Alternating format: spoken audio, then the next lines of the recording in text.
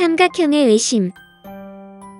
지난 시간에 배웠던 선분의 수직이 등 분선의 성질을 떠올려 보면서 삼각형의 외심과 그에 따른 성질에 대하여 알아보도록 하겠습니다. 먼저 외접원이란 한 다각형의 모든 꼭지점이 원호 위에 있을 때 원호를 다각형의 외접원이라 하고 그 외접원의 중심호를 외심이라고 해요. 모든 다각형이 외접원을 가지는 것은 아니지만 그림에서와 같이 다각형의 모든 꼭지점이 원 위에 있게 되면 반드시 하나의 원을 그릴 수 있고 다각형의 바깥에서 접하는 원이라고 하여 외접원이라고 불러요. 외접원의 중심을 간략히 줄여서 외심이라고 하죠. 이번 시간에는 삼각형의 바깥에 접하는 외접원에 대하여 알아볼게요. 삼각형의 외심의 성질. 다른 다각형과 달리 모든 삼각형은 외접원을 반드시 그릴 수 있어요.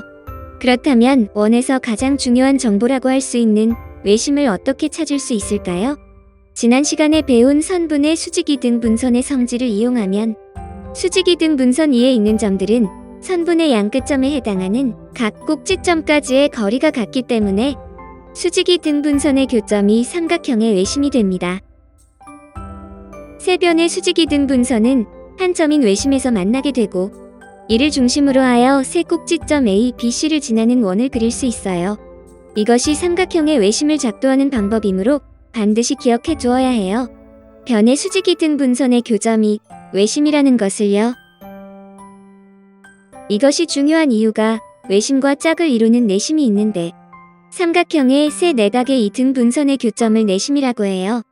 하나는 변을 기준으로 하고 다른 하나는 각을 기준으로 해서 작도를 하기 때문에 많은 혼동을 일으키기 때문이죠. 그래서 이 둘의 관계를 서로 비교하면서 헷갈리지 않게 정리를 해둘 필요가 있어요. 삼각형의 내심에 대해서는 다음 시간에 자세히 배울 예정이므로 이 정도로만 언급할게요. 그래서 변을 기준으로 하여 작도한 외심을 확실히 기억해 둔다면 각을 기준으로 한 작도는 무조건 내심이 되겠지요. 이를 기억하기 쉽도록 하기 위하여 변을 아기의 은가를 연상시켜 볼까요? 은가를 한자어로 하면 변이 되는데 은가가 주변에 있으면 그 냄새가 심하니까 되도록 멀리 바깥으로 보내야 하죠. 그래서 예전엔 화장실이 사람이 거주하는 본체에서 가장 먼 지점에 위치를 하고 이를 뒷간이라고 불렀어요. 요즘 시대와 달리 1970, 80년대 이전에는 대부분의 주택가가 이러한 일반적인 구조였어요. 그래서 변은 냄새나니까 바깥으로 한자어인 바깥외를 연상시켜서 기억해둔다면 혼동되는 일이 없겠죠. 다음으로 외심에서 세 꼭지점에 이르는 거리가 모두 같아요. 왜냐하면 선분 OA, OB, OC가 모두 외접원의 반지름의 길이가 되기 때문에 같게 됩니다.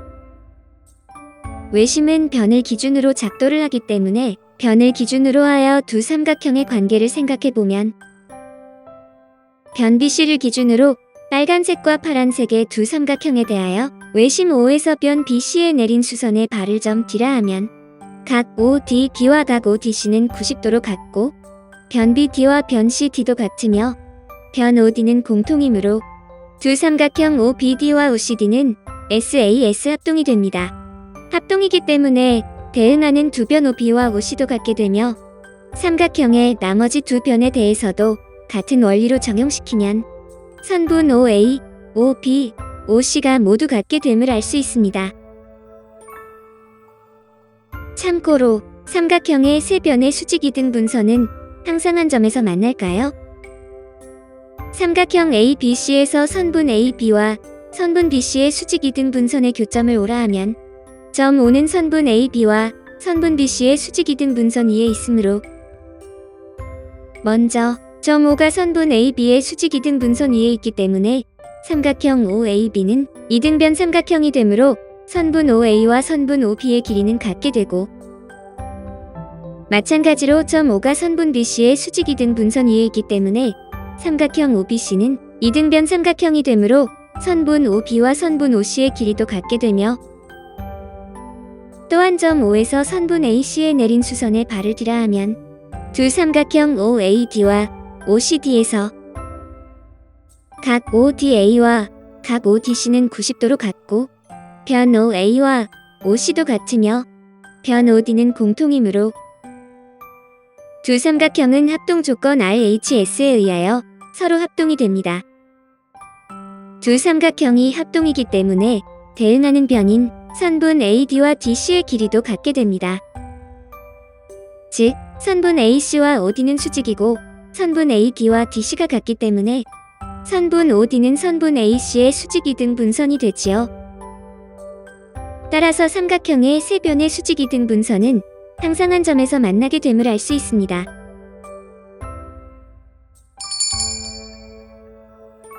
다음으로 삼각형의 종류에 따른 외심의 위치에 대하여 살펴보면 세 내각이 모두 예각인 예각 삼각형에서는 그림과 같은 외접원을 그릴 수 있으므로 외심은 반드시 삼각형의 내부에 위치하게 되고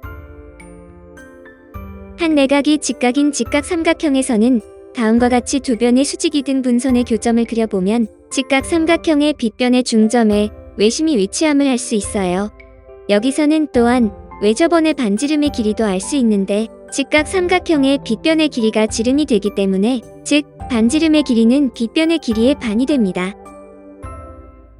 한 내각이 둔각인 둔각 삼각형에서는 다음과 같이 두 변의 수직 이등분선의 교점을 그려보면 그림과 같은 외접원을 그릴 수 있으므로 외심은 반드시 삼각형의 외부에 위치하게 됩니다. 세 종류의 삼각형 중에서 가장 중요한 삼각형은 직각인 경우예요. 직각 삼각형에서는 한 내각이 주어지면 다른 한 내각의 크기도 알 수 있고 나중에 배울 피타고라스 정리를 이용하면 직각 삼각형의 세 변 중에서 두 변의 길이가 주어지면 나머지 한 변의 길이도 구할 수 있기 때문에 직각 삼각형을 이용한 문제가 많이 출제되고 있어요.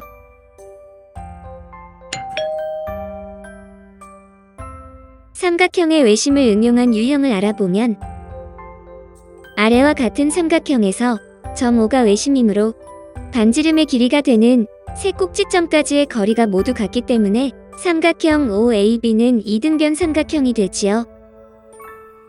이등변 삼각형의 두 밑각의 크기는 같으므로 두 밑각을 각각 X라 하고 삼각형 OBC도 이등변 삼각형이므로 두 밑각을 각각 Y라 하고 또한 삼각형 OCA도 이등변 삼각형이므로 두 밑각을 각각 Z라 하면 삼각형의 세 내각의 크기의 합이 180도이므로 2x 더하기 2y 더하기 2z는 180도가 되지요. 이때 세 이등변 삼각형에 대하여 한 쌍의 두 밑각 중 각각 하나씩 더하면 즉 x 더하기 y 더하기 z는 90도가 됨을 알 수 있어요. 그래서 세 변을 기준으로 하여 두 밑각 중 하나씩 택하여 모두 더하면 90도가 된다는 것이죠. 삼각형의 외심을 응용한 두 번째 유형을 알아보면 선분 AO의 연장선과 선분 BC의 교점을 디라하면 삼각형 OAB의 외곽인 각 BOD는 이웃하지 않는 두 내각의 크기의 합과 같기 때문에 각 OAB 더하기 각 OBA가 되고 이때 이등변 삼각형의 두 밑각의 크기가 같으므로 따라서 2 곱하기 각 OAB가 되며 삼각형 OAC의 외곽인 각 COD는 이웃하지 않는 두 내각의 크기의 합과 같기 때문에 각 OAC 더하기 각 OCA가 되고 이때 이등변 삼각형의 두 밑각의 크기가 같으므로 따라서 2 곱하기 각 OAC가 되지요.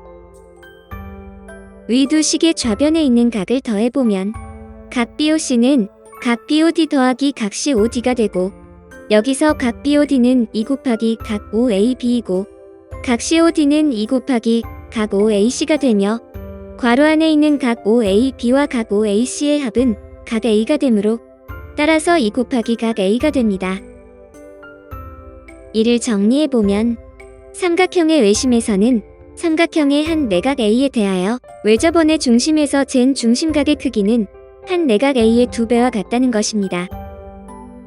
이러한 성질은 삼각형의 외접원에 대하여 많이 활용되는 성질이므로 잘 기억해 두어야 합니다. 다음 시간에는 지금 배운 내용이 어떻게 문제화가 되는지 예제를 통하여 알아보는 시간을 갖도록 하겠습니다.